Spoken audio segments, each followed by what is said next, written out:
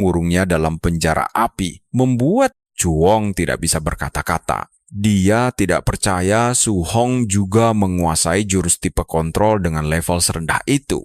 Yakin bahwa Su Hong tidak bisa mempertahankan kurungan itu lama, Chuong berencana menunggu hingga kurungan tersebut hancur sebelum bertindak.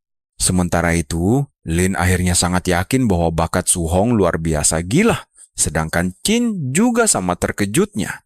Melihat ekspresi di wajah Qin, Lin menuduhnya hanya berpura-pura, yakin bahwa Qin pasti yang telah mengajarkan teknik kurungan api tersebut. Tanpa diketahuinya, Qin sebenarnya sama bingungnya karena dia hanya memperlihatkan jurus itu sekali kepada Su Hong. Lin terus mendesak Qin, apalagi sebelumnya dia mengira Su Hong hanya memiliki atribut angin. Qin pun dengan bangga membeberkan bahwa Su Hong sebenarnya menguasai banyak atribut elemen. Lin mengamati kurungan api itu dengan cermat, heran mengapa kurungan tersebut belum juga padam. Saat Qin melihat lebih dekat, dia menyadari ada api biru berkumpul di tangan Su Hong. Mata Chuong terbelalak saat dia menyadarinya, dan dia hampir jantungan begitu tahu kalau Su Hong masih bisa menyerang sembari mempertahankan kurungan api tersebut.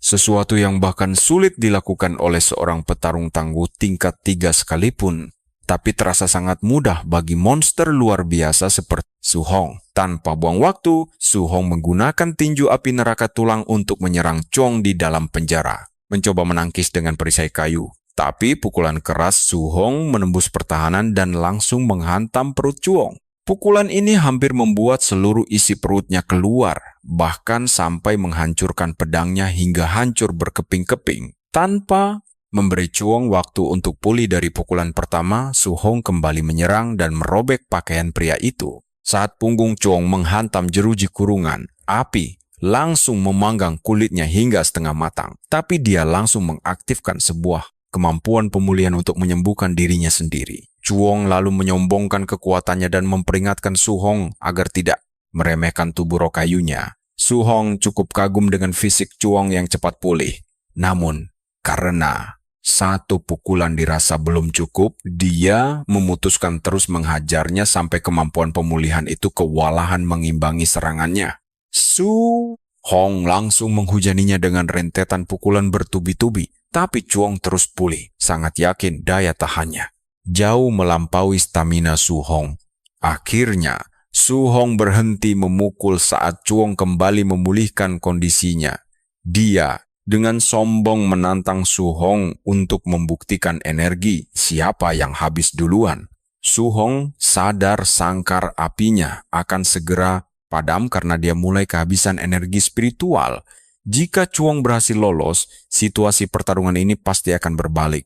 Setelah berpikir cepat, Su Hong sengaja mematikan kurungan api tersebut yang membuat Chuong langsung merasa di atas angin. Chuong sesumbar bahwa sekarang gilirannya membalas dendam dan meremehkan bahwa Su Hong pasti akan kalah telak. Namun, seketika dia terbungkam saat melihat Su Hong memamerkan fusi elemen petir dan api. Awalnya dia tidak berniat mengeluarkan jurus boros energi ini, tapi Chuong terlalu banyak membual tanpa tahu siapa lawannya. Tepat saat inilah, Chuong menyadari bahwa dia telah salah mencari lawan. Dia tidak sudi percaya kalau ini adalah kekuatan seorang pendekar tingkat 1 kelas rendah, dan akhirnya harus mengakui kalau Su Hong adalah monster sejati. Meski jurang, kekuatan mereka sangat jauh. Chuong pantang menyerah. Agar Su Hong menjauh, dia menempelkan tangan ke tanah untuk mengaktifkan elemen kayunya. Lewat jurus ini, dia mendirikan tembok kayu kokoh yang memisahkannya dari Su Hong. Tapi sayang, hal itu tidak bisa menghentikan monster seperti Su Hong untuk menghancurkannya dengan tinju fusi petir api miliknya. Dengan sekali pukul, dia menembus tembok kayu itu dan langsung menghantam wajah Chuong hingga pingsan seketika. Suasana langsung berubah. Hening mencekam di arena saat penonton mencoba mencerna kejadian barusan. Sesaat kemudian, sorak-sorai riuh langsung pecah ketika para penonton heboh membicarakan kekuatan dahsyat Su Hong. Seseorang bahkan menyamakan kekuatannya dengan serangan pendekar tingkat tinggi. Sementara itu, Lin masih gemetar keheranan memikirkan monster macam apa yang sebenarnya dibawa Qin ke tempatnya. Dia tidak menyangka Su Hong bisa menguasai fusi elemen legendaris, dan rasanya makin tidak masuk akal jika melihat dia sudah menguasainya di usia semuda itu. Tapi Qin sudah terlalu sering melihat keajaiban Su Hong. Mengambil kesempatan emas ini, Qin sengaja memanas-manasi Lin dengan membocorkan secara santai kalau Su Hong hanya butuh waktu sebulan untuk menyatukan dua elemen tersebut. Otak Lin langsung macet saat mencoba mencerna kabar mengejutkan itu. Namun, Pak Tua Qin tidak berhenti di situ dan menjelaskan bahwa Su Hong punya afinitas 100% pada ketujuh elemen, bahkan melatih ketujuhnya secara bersamaan. Di fase ini, jiwa Lin rasanya ingin melayang keluar dari raga, sementara Qin dengan santai menyeruput teh hangatnya sambil menikmati momen. Di sisi lain, otak Lin nyaris meledak memikirkan fakta luar biasa bahwa seorang pemula tingkat 1 bisa memadukan dua elemen dalam sebulan, memiliki afinitas 100% untuk ketujuh elemen, sekaligus mempelajari semuanya secara bersamaan. Qin segera menyadarkannya dari lamunan, mengingatkan utang hadiah berupa teknik tombak petir tingkat A dan jurus pamungkas petir telapak tangannya. Beberapa saat setelah duel itu usai, Lin akhirnya membawa Su Hong ke ruang latihan bela diri demi menepati janjinya. Saat mereka berhadapan, tercipta suasana tegang yang sangat mencekam di dalam ruangan tersebut. Ketenangan Su Hong bahkan membuat Lin merasa tidak nyaman karena belum pernah melihat sosok seajaib dia sebelumnya. Setelah terdiam sejenak, Lin berkata akan mengajari Su Hong teknik tombak petir tingkat A yang dikenal sebagai 9 tombak pemecah surga. Konon, teknik legendaris ini memiliki total 3 jurus utama dengan masing-masing 3 gerakan khusus. Setiap jurus jauh lebih kuat dibanding sebelumnya, dan tingkat kesulitan untuk mempelajarinya juga bertambah berkali lipat. Lin mengaku tidak akan membagikan teknik ini kepada siapapun di bawah tingkat 4, tapi dia membuat pengecualian demi bakat luar biasa Su Hong. Meski begitu, Lin memperkirakan Su Hong hanya sanggup menguasai jurus pertamanya saja. Usai penjelasan, Lin langsung bersiap memberi demonstrasi dan meminta Su Hong memperhatikan baik-baik. Untuk gerakan pertama yang bernama membalikkan sungai, dia melepaskan aliran petir raksasa yang dahsyat. Lalu pada gerakan kedua, yaitu menjungkir balikan samudra, Lin menciptakan badai petir yang membahana. Efek gelombang kejutnya bahkan hampir membuat Su Hong terhempas, mundur layaknya diterjang ombak pasang raksasa. Namun Su Hong tetap kokoh berdiri, dan Lin pun melanjutkan demonstrasinya. Jurus ketiga dan terkuat, pembelah surga. Serangan ini menghantam laut, mengubahnya menjadi tornado yang meraung dahsyat diselimuti petir. Saat mengamatinya, Su Hong menyadari Lin sebenarnya menahan diri pada jurus terakhir itu, agar tidak menghancurkan seisi ruang latihan. Meski begitu, dia tetap takjub melihat gelombang kejut dari serangan terakhir bisa memicu tornado mengerikan itu. Su Hong tahu kekuatan monsternya tidak ada apa-apanya jika dibandingkan dengan kekuatan Lin. Namun, dia bertekad mencapai level itu dalam waktu dekat. Sesaat setelah demonstrasi itu, Lin menyerahkan buku catatan kecil berisi panduan 9 tombak pembelah surga kepada Su Hong. Dia menyuruhnya untuk berlatih sendiri dan langsung bertanya jika menemui jalan buntu. Su Hong sangat berterima kasih, namun Lin langsung menepisnya, beralasan dia hanya melakukannya demi memenuhi taruhan. Dia kemudian berjanji akan mengajari bela diri peringkat A kedua setelah Su Hong menguasai jurus pertama, 9 tombak pembelah surga. Sebab Lin yakin Su Hong hanya sanggup memahami jurus pertama itu, bahkan dengan bakatnya. Lin lalu memberitahu bahwa bela diri telapak guntur jauh lebih kuat dibanding tombak guntur. Su Hong sangat takjub, membuatnya makin bertekad untuk segera menguasai tombak guntur agar bisa mempelajari jurus berikutnya. Setelah itu, Lin membiarkan Su Hong berlatih sendirian terlebih dahulu, kembali untuk memeriksa perkembangannya nanti. 1 jam kemudian, Lin kembali ke ruang latihan dengan dugaan bahwa Su Hong sedang kesulitan setengah mati. Padahal butuh waktu 1 hingga 2 bulan untuk menguasai tombak pembelah surga. Namun begitu melangkah masuk ke aula, Lin syok melihat Su Hong ternyata sudah menguasainya di tingkat dasar. Bagian paling menyebalkan adalah saat Su Hong dengan santai mengaku baru memahami dasarnya dan langsung meminta Lin mengajarinya jurus telapak guntur.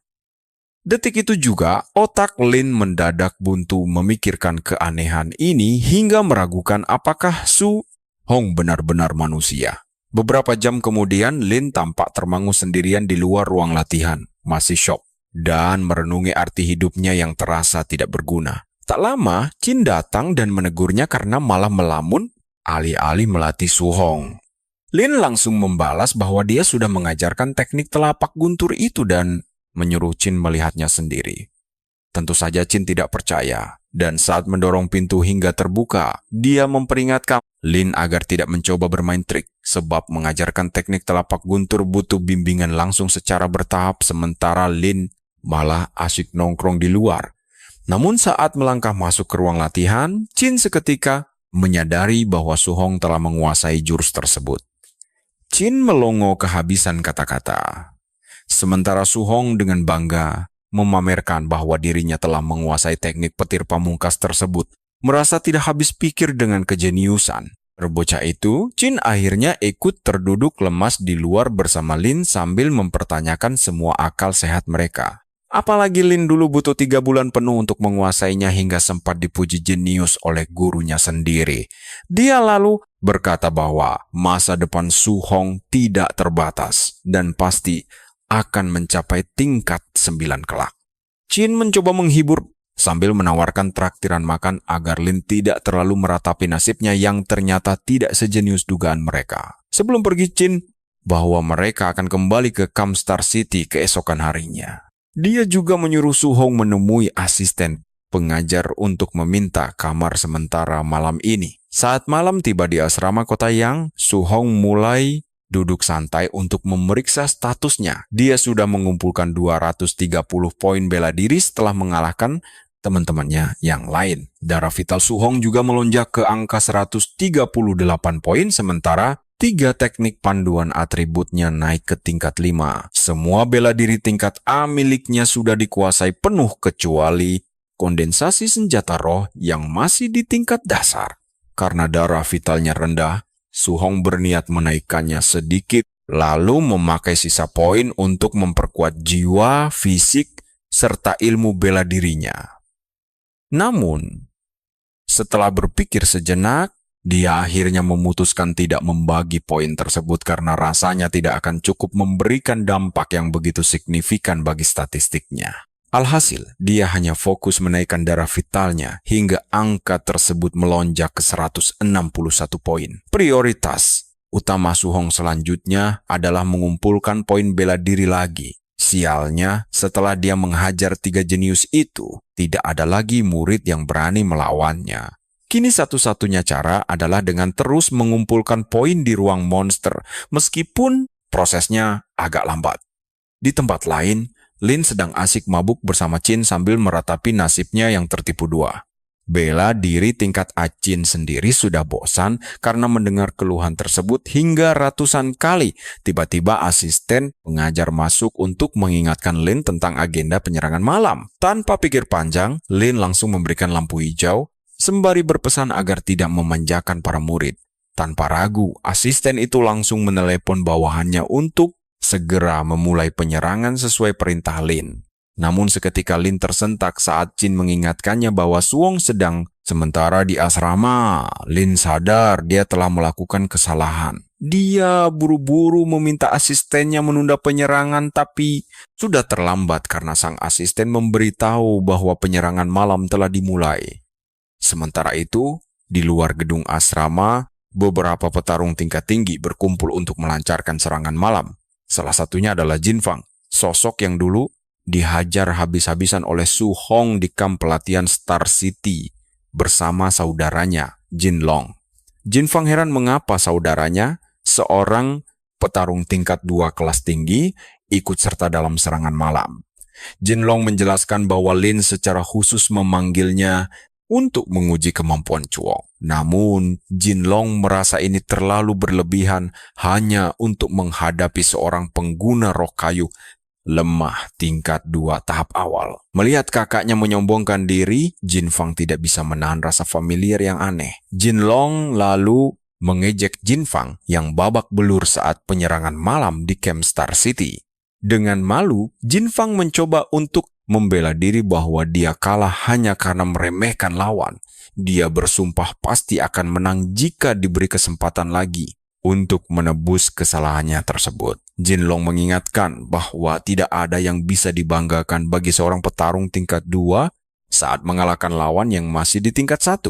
Jin Fang lalu memperingatkan kakaknya agar tidak meremehkan musuh seperti dirinya. Dia mengingatkan Jinlong bahwa tubuh roh kayu sangatlah kuat dan menyarankannya untuk tetap waspada, tapi Jinlong hanya tertawa dan merasa hal sepele ini tidak akan gagal. Sesaat kemudian, para penyerang mulai menutupi wajah mereka dengan topeng. Lalu atas aba-aba sang komandan, mereka menyerbu ke dalam asrama bagaikan pembunuh bayaran. Detik berikutnya, teriakan histeris menggema dari berbagai sudut asrama, menarik perhatian Su Hong. Tepat di depan pintu kamarnya, salah satu penyerang menghajar seorang pria berpakaian sangat minim. Di tengah keributan itu, si penyerang menyadari keberadaan Su Hong dan mencoba untuk menyerangnya, namun Su Hong langsung menghantam bawah dagunya hingga terlempar menembus atap asrama. Su Hong menyuruh pria itu bertanya dulu lain kali sebelum bertindak gegabah, karena penyerang tadi bahkan bukan anggota kamp pelatihan ini. Seketika, dia mendapat ide cerdik untuk memanfaatkan momen serangan malam ini. Karena para penyerang menyamar, Su Hong berencana menyamar seperti mereka dan mengumpulkan poin martial Dao dengan mengalahkan para murid. Meski tahu ini rencana yang sangat jahil, Su Hong justru merasa sangat bersemangat untuk berpura-pura menjadi penjahat. Beberapa menit kemudian, dia merampas pakaian pria tadi, bahkan sampai ke pakaian dalamnya. Dia juga berniat membuatnya pingsan, tapi sebelum sempat melakukannya, penyerang lain datang untuk membantu. Su Hong memberi isyarat agar korbannya diam sebelum bersiap melumpuhkan penyerang baru tersebut. Si penyerang protes dan mengingatkan Su Hong bahwa dia adalah komandan penyerangan malam ini. Namun mengabaikan penjelasan tersebut, Su Hong tetap meninjunya hingga menabrak dinding, membuat pria tanpa busana itu melongo. Pria itu bingung dan bertanya-tanya, apakah para penyerang ini sedang memulai perang internal di antara mereka sendiri? Beberapa menit kemudian, Su Hong melesat keluar kamar, sangat bersemangat memburu poin berharganya. Sementara itu, si pria tanpa busana melihatnya pergi dengan heran kenapa Su Hong tidak membuatnya pingsan seperti rencana semula. Di koridor, Su Hong memutuskan untuk bertarung sekuat tenaga. Karena musuh kali ini adalah petarung tingkat tinggi, jadi dia tidak perlu menahan kekuatannya sedikit pun. Sesaat kemudian, dia berpapasan dengan beberapa penyerang dan menghajar mereka dengan mudah, termasuk beberapa murid. Pada titik ini, sebagian penyerang mulai menyadari bahwa ada penyusup di antara mereka. Namun Su Hong terus membuat kekacauan hingga berhasil menyapu bersih lantai 1.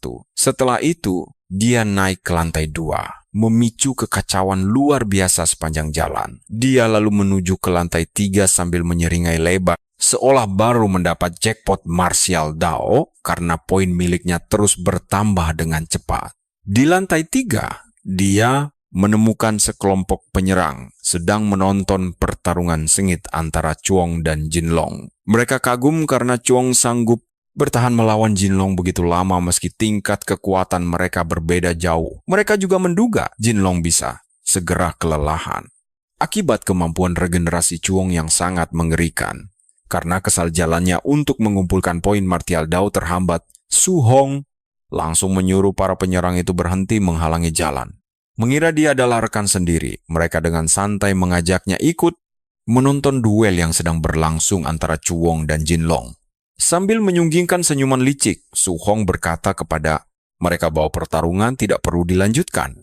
Saat dia bersiap menyerang, para penyerang bodoh itu hanya menatapnya bingung, memikirkan apa rencana berikutnya. Namun sebelum mereka sempat tersadar, Su Hong langsung menyerang mereka sekaligus sambil berkata bahwa dia pernah berurusan dengan tubuh roh kayu sebelumnya. Kegaduhan di belakang segera menarik perhatian Jin Long dan Chuong. Tanpa tahu bahwa Su Hong ada di balik topeng itu, Jin Long heran mengapa dia menyerang rekannya sendiri, tapi Su Hong mengabaikannya dan justru menantang mereka berdua untuk maju bersamaan. Jin Long menyuruh Chuong untuk mundur dulu saat ini dan berjanji akan menghabisinya setelah membereskan Su Hong terlebih dahulu.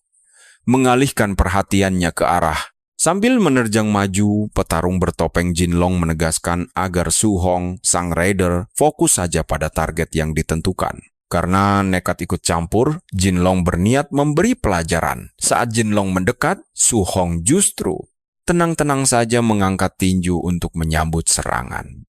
Begitu pukulan mereka berbenturan, gelombang kejut yang sangat dahsyat langsung meledak hebat. Pukulan Su Hong mementahkan serangan Jin Long hingga membuatnya melongo.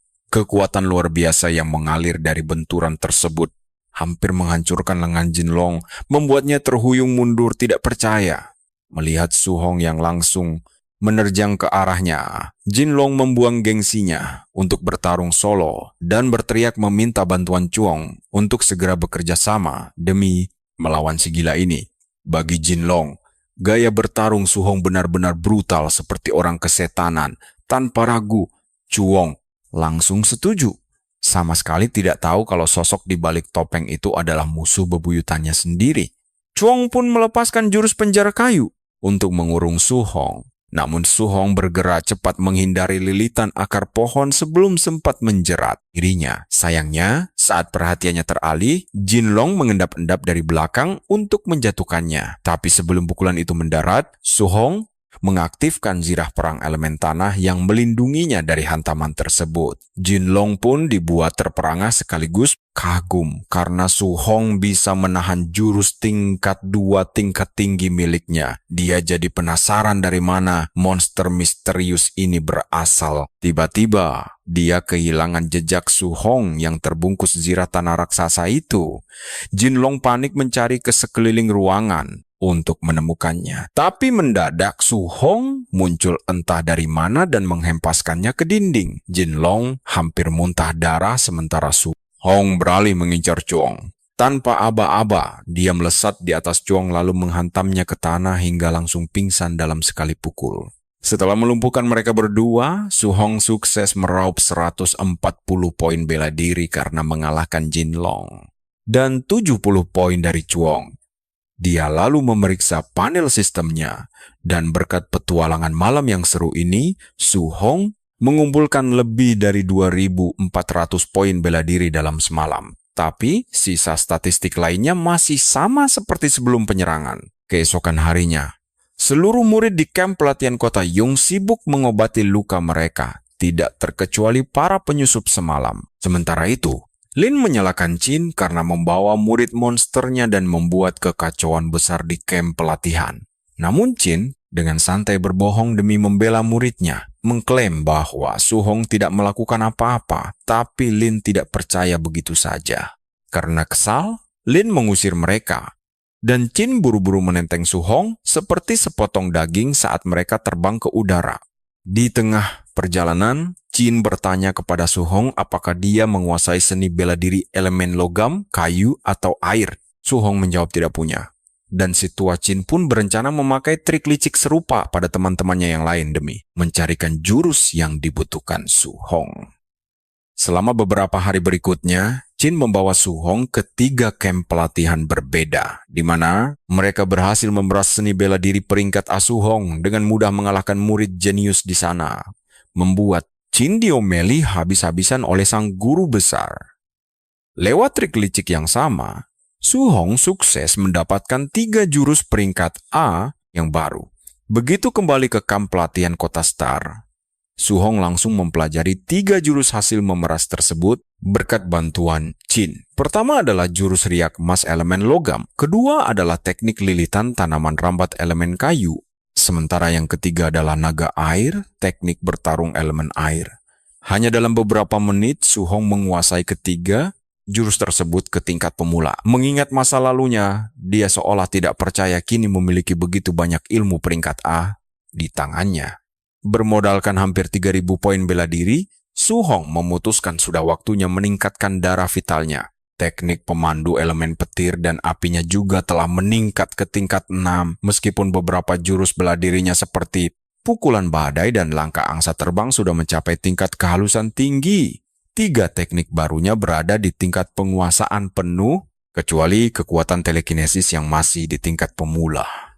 Su Hong lalu menggunakan sebagian besar poin bela dirinya untuk meningkatkan darah vital, sampai otot-ototnya hampir pecah karena dipaksa naik terlalu cepat. Begitu semua poinnya terpakai, tubuhnya kembali normal dan darah vitalnya melonjak ke angka 450.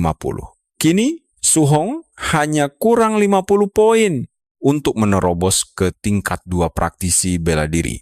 Menyisakan hanya 100 poin bela diri di tabungannya, Su Hong mulai memikirkan cara menggunakannya. Dia sempat berniat memperkuat energi spiritual atau fisik penguasa miliknya. Setelah memikirkannya selama beberapa menit, dia memutuskan mengalokasikannya pada fisik penguasa. Namun, Su Hong langsung dibuat kecewa, lantaran 100 poin bela diri tersebut cuma menambah 0,1% pada fisik penguasa. Menyadari tubuhnya sangat sulit untuk ditingkatkan tingkatnya, Su Hong membiarkannya saja untuk sementara waktu. Dia langsung bergegas keluar, berniat fokus penuh, mengerahkan seluruh tenaganya demi bisa menerobos ke tingkat 2 praktisi bela diri. Rencananya adalah pergi ke ruang binatang buas untuk berburu poin bela diri tambahan demi kelancaran terobosan tersebut. Begitu membuka pintu, Su Hong berpapasan dengan Qin yang langsung bertanya apakah dia menguasai jurus bela diri pemulihan. Mendengar itu, Su Hong langsung tahu kalau Qin punya rencana licik untuk memeras teknik pemulihan dari sesepuh lainnya. Benar saja dugaan Su Hong, Qin langsung membawanya menemui Hang, kamp pelatihan kota untuk bergabung dalam pelatihan alam liar khusus. Di arena pelatihan, Grandmaster Wong Tinshan mengumumkan bahwa para murid harus bertahan hidup di pegunungan 10.000 iblis selama 7 hari tanpa perbekalan apapun. Su Hong terpukau dengan tingkat kesulitan ekstrem dari kamp pelatihan Hang City. Ternyata mereka hanya bisa mendapatkan poin kontribusi dengan mengalahkan binatang buas di tingkat yang sama atau di atas mereka sendiri. Karena Hang City berada di ibu kota provinsi, wajar jika kamp pelatihan mereka dipenuhi oleh para jenius sejati. Makanya tingkat kesulitan latihan mereka jauh melampaui kamp pelatihan Star City, yang saat ini dianggap sangat mudah bagaikan mainan anak-anak. Setelah pengumuman tersebut, Qin Shan memerintahkan seluruh kamp untuk berangkat, dan tanpa ragu, para murid langsung melompat ke pegunungan. Setelah mereka pergi, Qin Shan bertanya pada Qin apakah dia masih berani bertaruh, mengingat Su Hong bahkan belum mencapai tier 2. Qin meyakinkannya bahwa dia sangat yakin sebelum menegaskan kembali syarat taruhan mereka. Jika Su Hong menang, Qin Shan harus mengajarinya teknik penyembuhan peringkat A- bela diri. Namun, jika kalah, Qin berjanji akan mengajarkan seni bela diri peringkat A kepada semua murid yang mengalahkan Su Hong. Qin Shan mengingatkan bahwa setengah dari murid di kamp Hang City berada di tier 2, lalu bertanya-tanya apakah Qin bisa mengajari mereka semua. Ingin menjaga harga diri sahabatnya, Qin Shan menyuruhnya melupakan taruhan tersebut dan membiarkan Su Hong merasakan sendiri kengerian.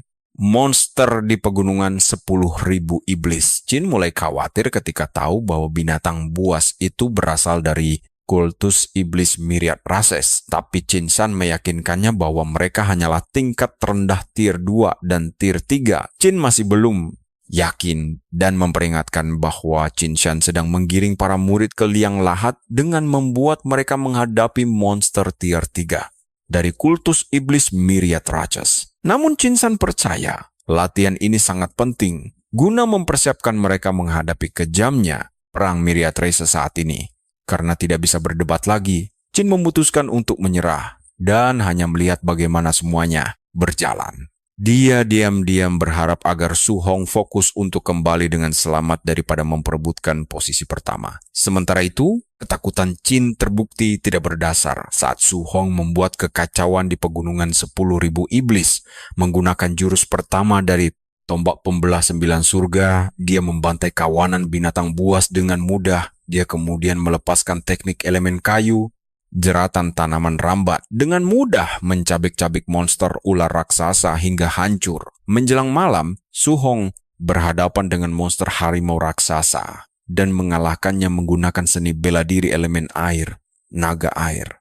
Meskipun terkesan dengan kekuatan teknik baru yang dipelajarinya, dia menyadari bahwa teknik itu menguras banyak sekali energi spiritual internal, membuatnya tidak bisa menggunakannya terus-menerus dalam pertempuran. Setelah mengumpulkan cukup poin martial Dao, Su Hong mencari gua terpencil agar bisa mencoba menerobos ke tier 2 dengan aman. Setelah berada di dalam, dia mulai menyalurkan 500 poin martial Dao yang telah dikumpulkannya ke dalam darah vitalnya, memulai proses terobosan. Saat Su Hong fokus untuk menerobos, seorang pria aneh tiba di dekat gua sambil menggerutu karena disuruh-suruh. Segera menjadi jelas bahwa kelompoknya sedang menyiapkan semacam ritual pengorbanan di dalam pegunungan 10.000 iblis. Untuk memastikan rencana jahat mereka tidak terganggu, dia ditugaskan untuk mengintai seluruh area sekitar dan adanya penyusup yang potensial. Saat dia memeriksa area tersebut, dia melihat bangkai binatang buas dan langsung menyadari bahwa seseorang mungkin sedang bersembunyi di dalam gua. Mendekati pintu masuk, dia berteriak pada si penyusup, menyuruhnya untuk keluar dan menerima kematian yang cepat. Dia bahkan mengancam akan melahap siapapun di dalam jika mereka menolak tunduk. Beberapa menit kemudian, dia memasuki gua. Meski tidak melihat Su Hong, pria itu sudah menduga bahwa kekuatannya pasti berada di tier 2 atau tier 3 karena bisa mengalahkan harimau hitam membara tier 2.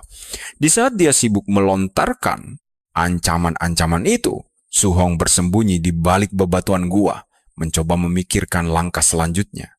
Dari mulut kotornya, Su Hong bisa tahu bahwa pria berambut merah itu bukan orang baik. Caranya meremehkan seniman bela diri tier 3 membuat Su bertanya-tanya apakah dia berada di tier 4.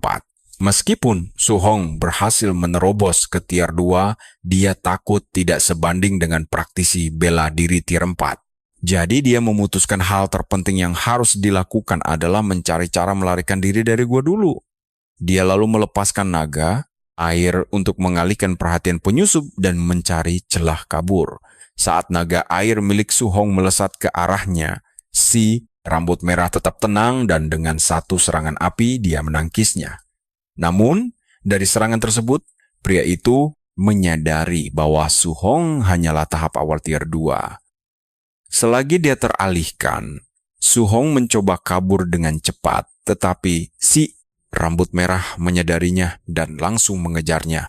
Karena Su Hong membunuh harimau hitam membara pada tahap awal tier 2, pria itu menganggapnya seorang jenius. Dia lalu menyombongkan diri bahwa hobi favoritnya adalah membantai para jenius sebelum mereka berkembang. Pria itu tiba-tiba menghentikan langkahnya, tampak bingung saat Su Hong berhenti berlari dan diam di depan pintu masuk gua. Ketika dia bertanya mengapa dia berhenti, Su Hong menjelaskan bahwa itu karena dia telah mengetahui tingkat kekuatan pria itu. Melihat dari energi vital yang dipancarkan musuh saat mengejar, Su Hong sadar dia cuma petarung tingkat 3 tahap awal. Padahal sebelumnya Su Hong kabur karena mengira musuhnya minimal berada di tingkat 4. Dia lalu mengungkap fakta mengejutkan tentang tato di leher musuhnya. Tato di leher pria itu berasal dari ras surgawi. Artinya, dia anggota sekte iblis banyak ras. Rupanya, sekte iblis banyak ras ini sebenarnya adalah manusia yang membenci diri mereka sendiri. Mereka justru bangga menjadi bagian dari ras lain dan bertindak layaknya teroris. Mereka menyerang serta menangkap sesama manusia untuk dijadikan tumbal demi mendapatkan kekuatan besar. Dan satu hal yang paling dibenci Su Hong di hidup ini adalah sekte banyak ras. Naik pitam, Su Hong pun marah besar dan mencaci si rambut merah sebagai sampah masyarakat yang layak mati. Tapi musuhnya malah makin menantang tanpa rasa takut dan langsung menerjang ke arah Su Hong. Sambil melompat, pria itu melepaskan serangan elemen api yang sangat dahsyat. bernama tebasan surgawi. Meski ada perbedaan tingkat kekuatan, Su Hong tetap tenang dan tidak terburu-buru maju menyerang. Karena ini, pertarungan pertamanya melawan ahli bela diri tingkat 3, dia memutuskan untuk langsung mengeluarkan jurus andalannya. Pertama, dia melancarkan jurus pertama dari tombak penghancur 9 langit, pembalik sungai, dan menahan serangan musuh dengan mudah.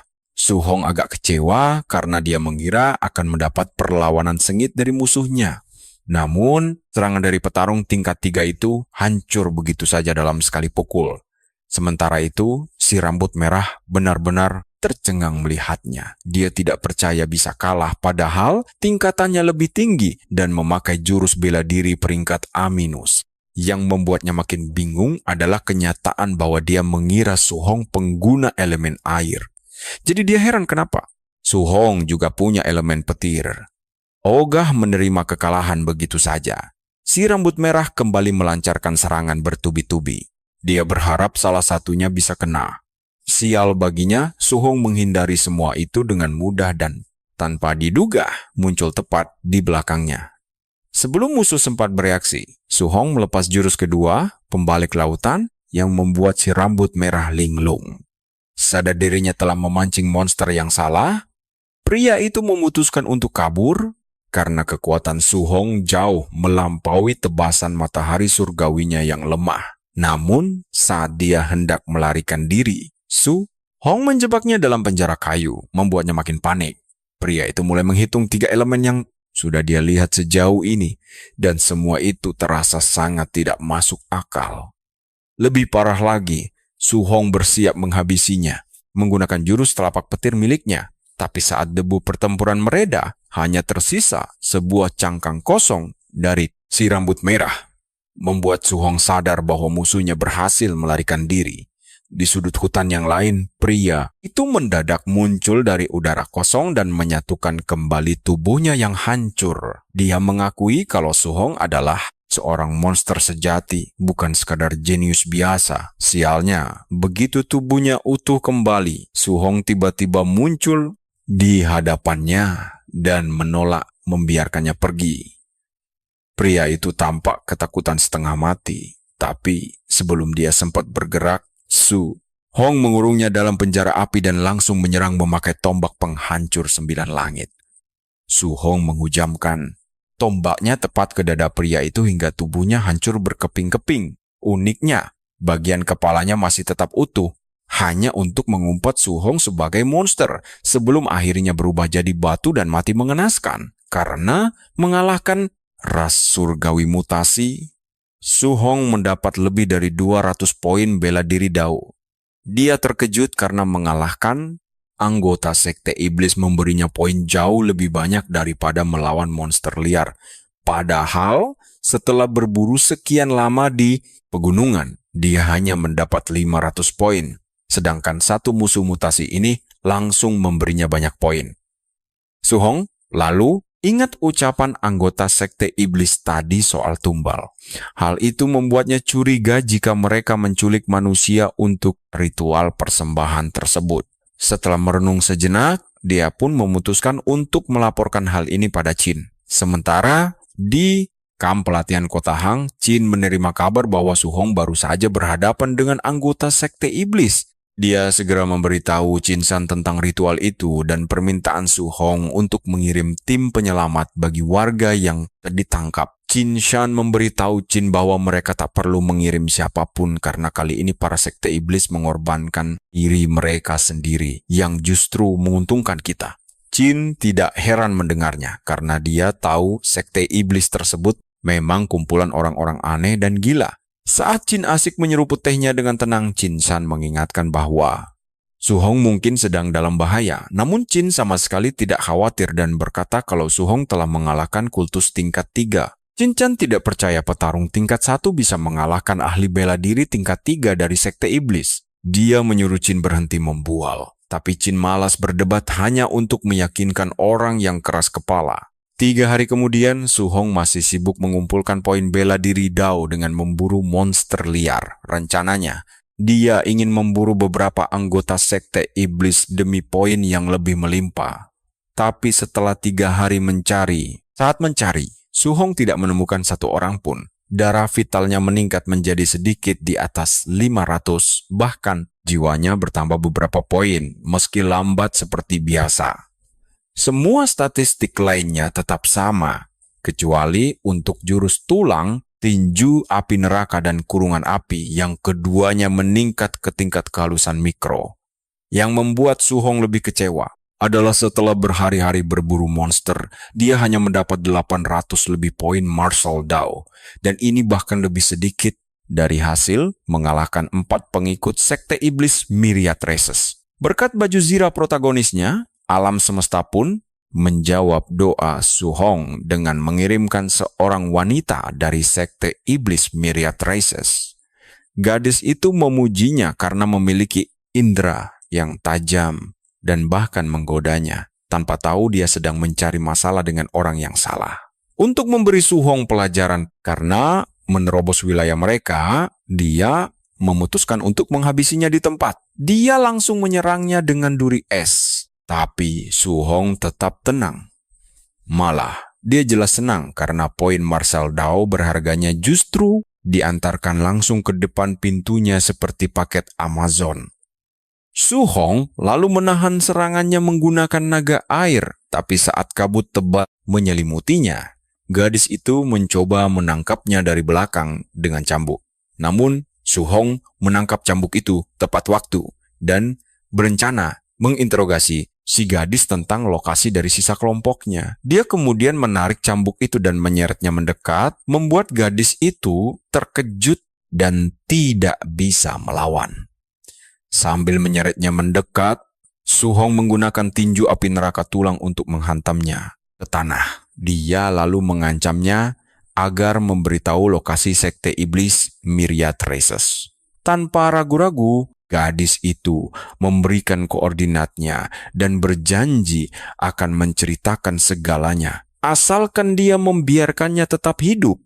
Su Hong kemudian bertanya berapa banyak seniman bela diri tingkat 3 di markas mereka. Dia menjawab ada 3 orang, termasuk dirinya sendiri dan 3 petarung tingkat 2. Karena dia sudah menghabisi si pria berambut merah sebelumnya.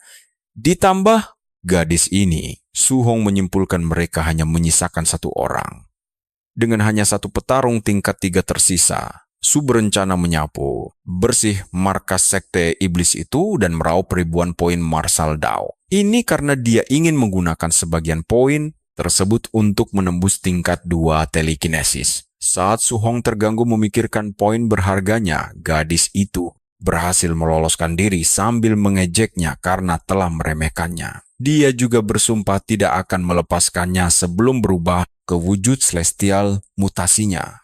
Tampak seperti hibrida manusia kelelawar yang jelek, dia pamer bahwa kekuatannya akan berlipat ganda dengan transformasi ini, dan itu akan cukup untuk mencabik-cabik tubuh Su Hong. Sayangnya, masalah utama dari para penjahat adalah mereka terlalu banyak bicara, dan bahkan sebelum dia menyelesaikan monolognya, tombak petir Su Hong sudah menusuk menembus dadanya. Dia lalu memegang tombak itu, mengatakan bahwa sektenya telah melakukan terlalu banyak dosa mengerikan, jadi dia tidak berencana membiarkan 1 orang pun lolos begitu saja. Dengan begitu, Su Hong menghabisinya dalam sekali serang, menyuruhnya berkontribusi untuk poin martial Dao berharganya. Setelah menghabisinya, dia mendapatkan sedikit di atas 200 poin, membuatnya sangat puas. Di suatu tempat jauh di dalam gunung, sekte iblis Myriad Races terlihat di dekat altar pengorbanan mereka, mengelilingi beberapa jenius dari kamp pelatihan Hang City. Salah satu dari mereka mengumpat pelan karena mempercayai pengikut sekte iblis yang memberitahu mereka bahwa hanya ada 3 orang di markas. Rupanya, mereka juga diberitahu bahwa markas itu hanya dihuni petarung tingkat 2. Tapi melihat gerombolan itu sekarang, setiap orang dari mereka adalah seniman bela diri tingkat 3. Beberapa saat kemudian, sang komandan, Blood, memerintahkan pasukannya untuk menghabisi mereka.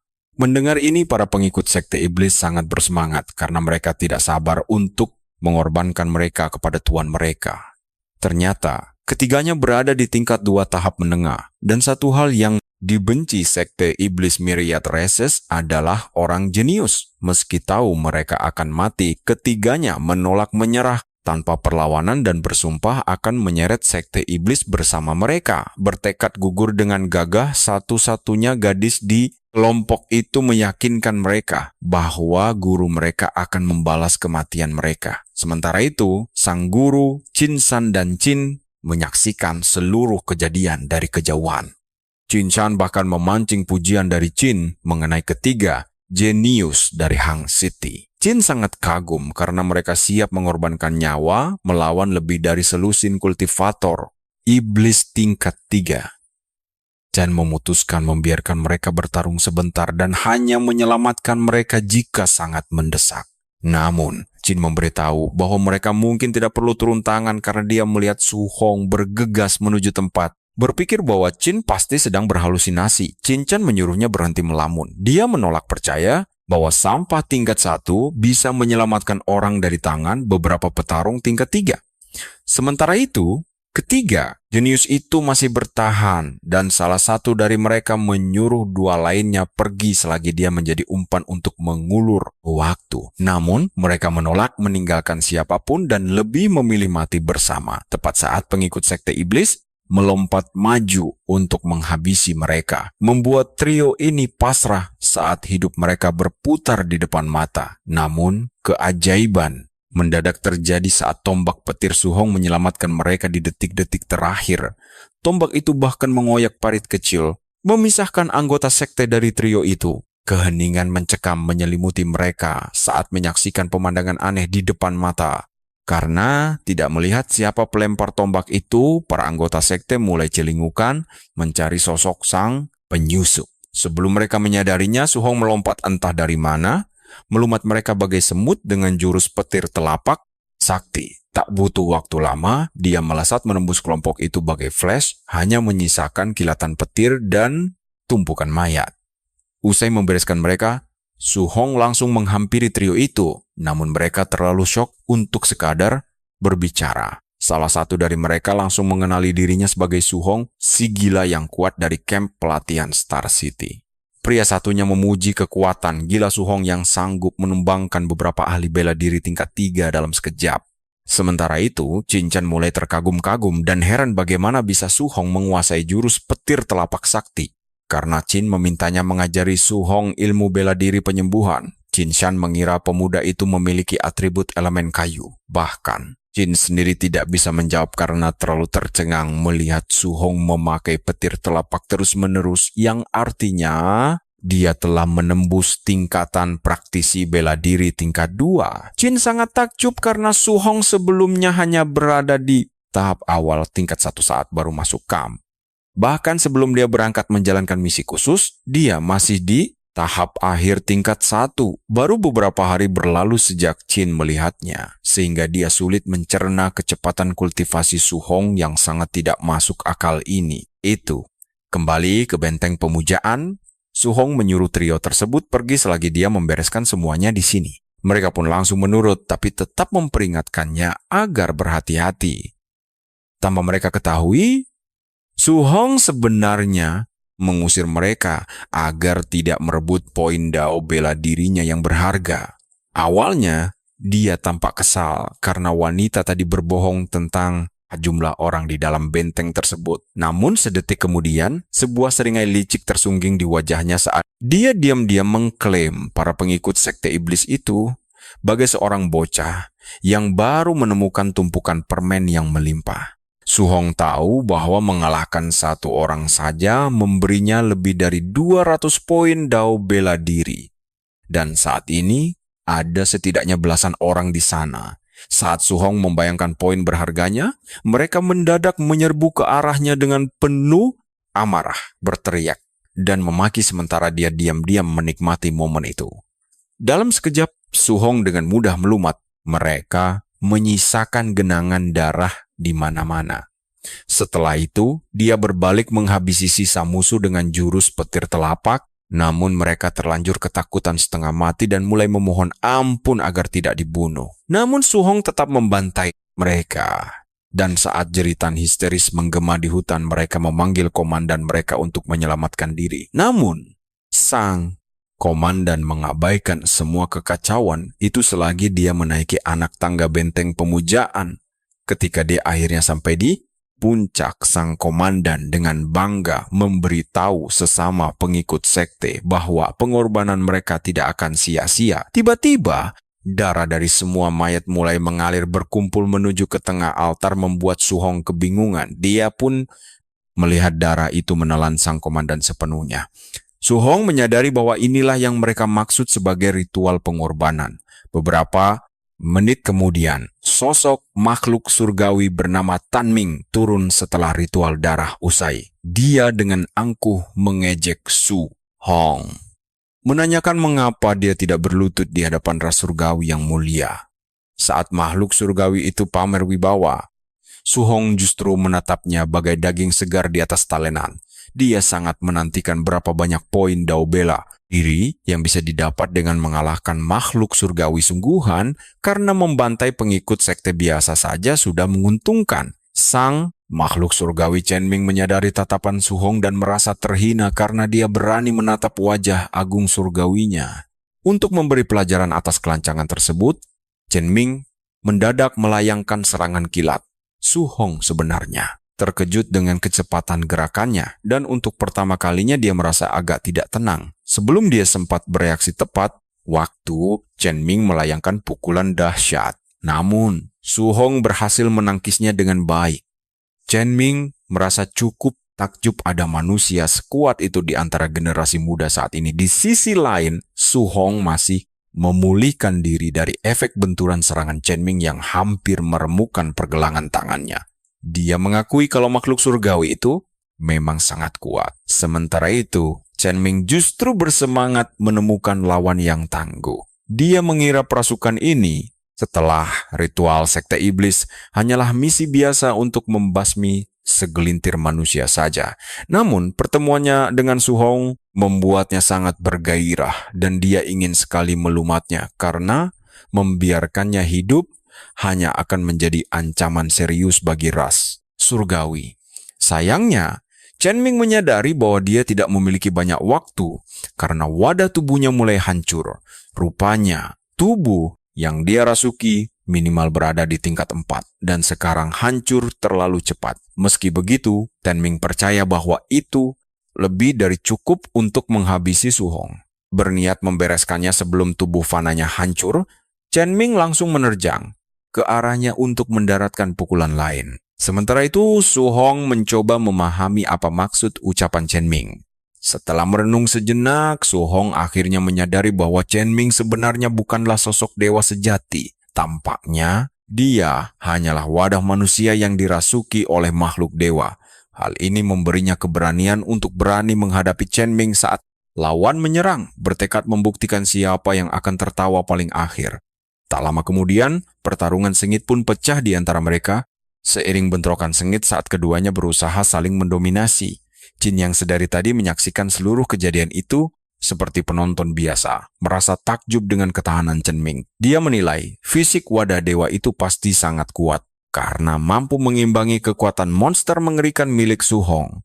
Di sisi lain, Qin Shan justru jauh lebih tertarik pada Su Hong ketimbang sang dewa. Dia tidak percaya Su Hong mampu melawan dewa asli hanya dengan kekuatan fisik murninya, bahkan sampai membuatnya kewalahan. Kembali ke medan tempur, Su Hong meluncurkan pukulan beruntun, sementara Chen Ming bersusah payah menangkisnya. Dan yang paling mengejutkan dari semua ini adalah tingkat kultivasi Su Hong berada satu alam penuh di bawah dewa ini. Beberapa saat kemudian, Su Hong melayangkan serangan terakhir yang membuat Chen Ming terhuyung mundur. Chen Ming yang tampak babak belur mulai mempertanyakan kekuatan fisik Su Hong. Dia heran karena kekuatannya tidak pernah gagal bahkan saat menghadapi para jenius terkuat dari semua ras. Meski dia tidak bisa menggunakan kekuatan dewa sepenuhnya karena keterbatasan tubuh fana ini, manusia biasa seharusnya tidak sanggup menahannya sejauh ini. Melihat ekspresi panik di wajah Chen Ming, Su Hong langsung mengejeknya karena tampak mulai kehabisan tenaga. Dia benar-benar sangat menikmati pertempuran ini dan merasa belum pernah merasakan keseruan seperti ini sejak pertama kali membangkitkan fisik penguasanya.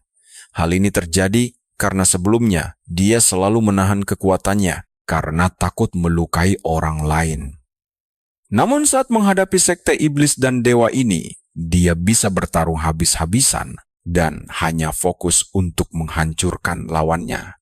Sementara itu, Chen Ming mencoba menyalahkan kegagalannya pada kondisi tubuh fananya yang hancur. Namun Su Hong langsung memotong ucapannya dan mengaku ingin menantang wujud dewa yang asli agar bisa lebih menikmati pertarungan seru ini. Murka mendengar ejekan merendahkan dari Su Hong, Chen Ming akhirnya memutuskan untuk mengeluarkan kartu as miliknya. Dia mengaktifkan khazanah ilahi, jurus pamungkas yang mampu menurunkan hujan tombak dewa dari langit. Su Hong dibuat benar-benar terpaku melihat keindahan di depannya hingga tidak sengaja menjatuhkan tombak bumi kecil miliknya. Dia menilai tombak emas itu memiliki kekuatan luar biasa untuk melenyapkan pendekar tingkat 3. Seperti biasa, Su Hong mencoba menyalin teknik tersebut. Namun sistem memperingatkan bahwa jurus itu tidak bisa dipelajari. Su Hong terkejut saat menyadari ada seni bela diri yang sama sekali tidak bisa dipahami oleh akal sehat manusia fana. Ternyata, teknik khazanah ilahi milik Chen Ming adalah ilmu bela diri bawaan ras dewa yang hanya bisa dikuasai oleh garis keturunan murni. Jin menduga Chen Ming pastilah sosok penting di kalangan dewa karena memiliki darah yang sangat murni. Jin San yang mulai panik mengkhawatirkan keselamatan Su Hong menyuruhnya untuk berhenti memikirkan asal-usul Chen Ming dan segera menyelamatkan Su Hong. Dia menegaskan mereka tidak boleh membiarkan aset berharga mati sia-sia di saat genting. Namun Jin menahan Jin San untuk tidak ikut campur dan menyuruhnya menunggu Su Hong mengeluarkan jurus pamungkasnya sendiri. Jin San sangat terkejut saat Jin dengan santai membeberkan bahwa Su Hong memiliki afinitas 100% pada ketujuh elemen dasar. Dia juga menjelaskan bahwa Su Hong telah menguasai penggabungan elemen petir dan api sejak awal tingkat 1. Kembali ke medan tempur. Chen Ming bersiap menghabisi Su Hong karena menganggap keberadaan anak itu adalah ancaman yang teramat besar. Dia segera mengerahkan seluruh tombak dewa untuk menyerang dan berseru bahwa hari ini Su Hong akan mati. Saat tombak emas meluncur ke arahnya, Su Hong tetap tenang. Karena dipaksa untuk bertarung sungguhan, Su Hong langsung menyiapkan jurus pamungkas ketiga dari 9 tombak pembelah langit penghancur surga. Dia kemudian melepaskan sambaran petir yang sangat kuat yang seketika menghancurkan seluruh tombak emas lawan hingga lebur tak bersisa. Pada detik itulah Chen Ming akhirnya menyadari bahwa dia telah salah mencari lawan. Saat tombak petir melesat ke arahnya, dia bahkan tidak tahu bagaimana harus merespons dan pasrah menerima kekalahan mutlak tanpa perlawanan. Serangan dahsyat Su Hong seketika menembus tubuh Chen Ming, menghancurkannya menjadi serpian kecil sekecil harga dirinya yang rapuh. Setelah debu pertempuran yang dahsyat mulai mereda, Su Hong mendapatkan 843 poin martial Dao setelah melenyapkan wadah fana Chen Ming. Dia cukup puas. Dengan hasil ini, tiba-tiba para orang tua itu datang dan Jin San mulai memanggil Su Hong dengan sebutan sayang, membuatnya kebingungan. Tanpa peringatan, dia mulai mendekap erat tubuhnya seolah baru menemukan batu permata yang sangat berharga. Dia tidak menyangka bahwa seorang pendekar tingkat 2 bisa mengalahkan dewa sungguhan. Su Hong merasa heran karena mereka heboh sekali hanya karena celestial biasa. Reaksi datarnya membuat Jin heran. Apa pencapaian hebat itu dianggap bukan apa-apa bagi dia? Hal besar di mata Su Hong. Intinya, Su Hong mengira Chen Ming hanyalah celestial biasa dari jajaran 10 besar di dunia Myriad Heavens. Karena orang biasa saja memaksanya memakai jurus pamungkas. Su Hong yakin bahwa para jenius dari Jin San dan Jin menatapnya heran. Seolah ada yang salah dengan otaknya. Karena hanya mereka yang tahu bahwa orang yang baru dikalahkan Su Hong adalah salah satu petinggi terkuat di ras celestial. Melihat tatapan aneh mereka, Su Hong bertanya apa dia salah bicara, tapi kedua kakek tua itu memilih untuk tidak membongkar apa yang mereka tahu. Mereka menahan kata-katanya, membiarkan Su Hong tetap berpikir dia baru saja mengalahkan seorang celestial yang tidak penting. 4 hari kemudian, para murid kembali ke kamp pelatihan setelah menyelesaikan masa pembuangan 7 hari di pegunungan 10.000 iblis. Seperti biasa, Su Hong meraih peringkat pertama dengan skor di atas 17.000 poin. Sementara 3 jenius kota Hang masing-masing berhasil meraih di atas 4.000 poin. Skor Su Hong membuat semua orang tercengang, hingga mereka curiga ada yang memanipulasi papan skor. Salah satu jenius yang diselamatkan Su Hong di benteng pengorbanan langsung membelanya, menjelaskan bahwa kekuatan Su Hong tidak tertandingi. Murid lain pun ikut menimpali, menceritakan bagaimana Su Hong seorang diri berhasil membantai beberapa pemuja iblis tingkat 3 dalam sekejap saja, dengan banyak kejadian gila. Semua orang mulai mencari Su Hong di arena, tapi seseorang memberitahu bahwa dia sedang mempelajari bela diri tingkat A dari Grandmaster Qin Shan. Di tempat lain, Su Hong selesai mempelajari jurus penyembuhan kurang dari sehari, membuat Qin Shan tercengang. Qin menjelaskan bahwa hal gila luar biasa seperti ini sudah jadi makanan sehari-hari bagi Su Hong. Kembali ke ruang latihan, Su Hong merasa puas dengan efek jurus penyembuhan yang baru saja dia pelajari dari Qin Shan. Rupanya, jurus ini dikenal sebagai teknik pemulihan paling berharga, bahkan sanggup menghapus bekas luka lama Su Hong. Setelah itu, Su Hong memeriksa statusnya, dan dia berhasil mengumpulkan sekitar 4.800 poin martial Dao setelah 7 hari di alam liar. Dengan poin ini, dia berencana meningkatkan kekuatan rohnya ke 500 dan menembus tingkat 2 Spirit Master. Selain meningkatkan poin jiwanya, dia juga ingin sedikit mendongkrak darah vitalnya. Sementara itu, di dalam kuil celestial, di planet ras celestial, Chen Ming dimarahi keras oleh Dewan Celestial karena kalah dari manusia biasa. Mereka mengejeknya karena ditekan oleh Su Hong dan tetap kalah walau sudah memakai Divine Treasury.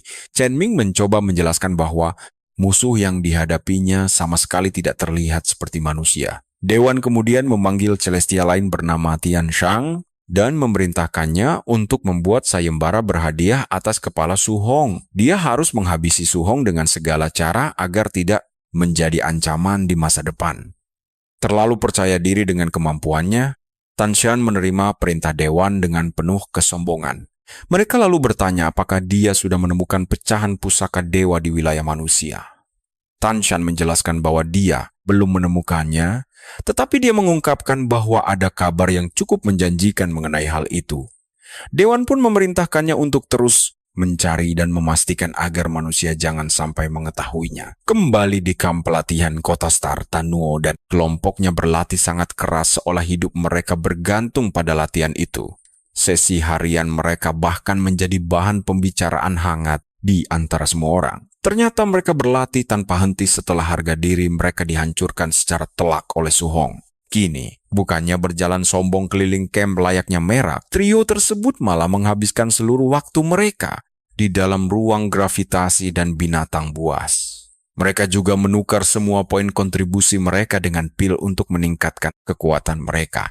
Kerja keras itu akhirnya membuahkan hasil karena trio tersebut berhasil menembus tingkat 2 dalam sebulan. Bahkan Singi yang flamboyan dan suka bersolek seperti pria tampan kini menjadi penggila latihan otot. Dan mereka bertiga memiliki tujuan yang sama, yaitu menantang Su Hong tanding ulang. Belakangan, Qin kembali ke kamp tanpa membawa Su Hong. Dan saat Lindsay bertanya tentang hal itu, dia mengungkapkan bahwa Su Hong pergi ke hutan untuk berlatih selama beberapa hari lagi. Kamp pelatihan akan berakhir beberapa hari lagi, jadi Lindsay khawatir Su Hong tidak sempat kembali tepat waktu. Namun Qin meyakinkannya bahwa Su Hong tahu batas kemampuannya dan pasti akan kembali tepat waktu. 2 hari kemudian, Su Hong terlihat sedang bersemedi di puncak gunung, tidak terganggu oleh ular raksasa yang merayap perlahan menuju ke puncak. Su Hong menggunakan poin martial Dao miliknya untuk meningkatkan jiwanya menjadi 500 sesuai rencana.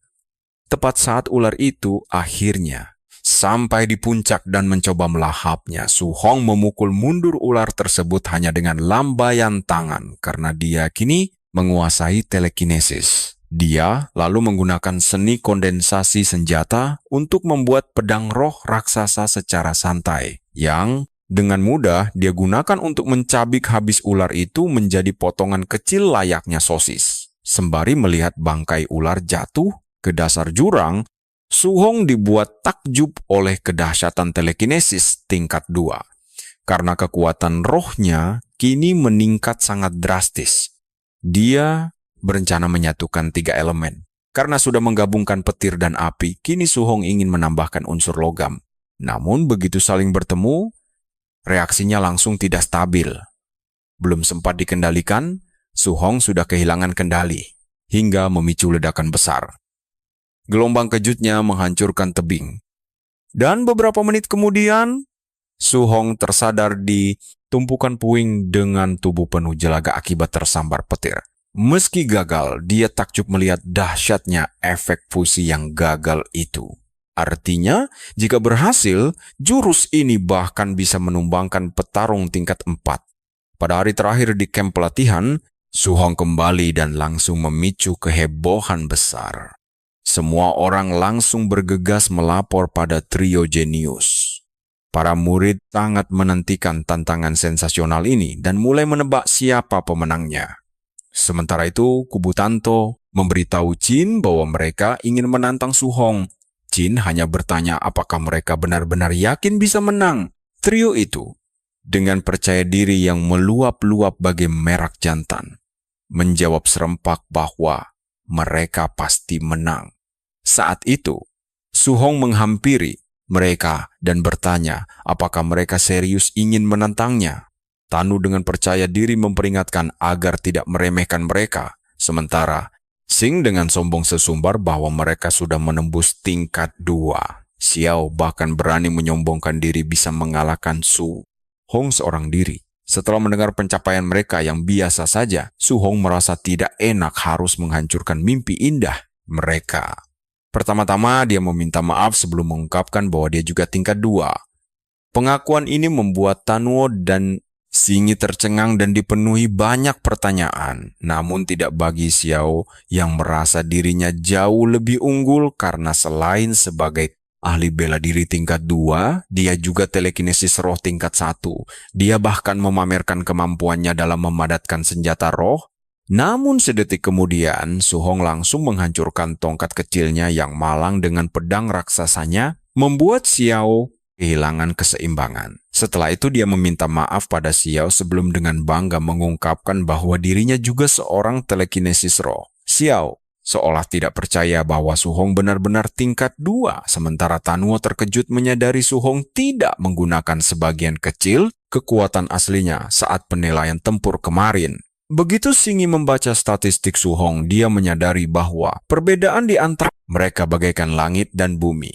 Su Hong kemudian mengumumkan agar semua murid di kamp menyerangnya bersama-sama. Tanpa mereka sadari, dia hanya ingin memanfaatkan mereka untuk mengumpulkan poin bela diri Dao yang berharga sebelum meninggalkan kamp. Melihat betapa mengerikannya dia, para murid langsung mundur ketakutan dan menyerah. Namun Su Hong menolak melepaskan mereka begitu saja tanpa menyumbang poin bela diri Dao miliknya. Mengabaikan protes mereka, dia menjadikan mereka sansak tinju pribadinya sementara mereka berteriak meminta tolong. Sementara itu, Bai Mu dan Lin memarahi Jin karena tidak memberitahu bahwa Su Hong adalah seorang telekinesis. Namun bagi Jin, rahasia ini juga hal baru yang mengejutkan dan dia mencoba memahami situasi ini. Melihat ekspresi di wajahnya, Bimu menduga bahwa Jin ternyata juga tidak tahu apa-apa. Karena tidak bisa berkata apa-apa lagi, Jin hanya tertawa seperti orang gila dan menyebut Su Hong sebagai monster sejati. Dia menambahkan bahwa Su Hong adalah monster yang hanya muncul sekali dalam 1000 tahun. Dan berkat dirinya, umat manusia mungkin telah menemukan penyelamat mereka.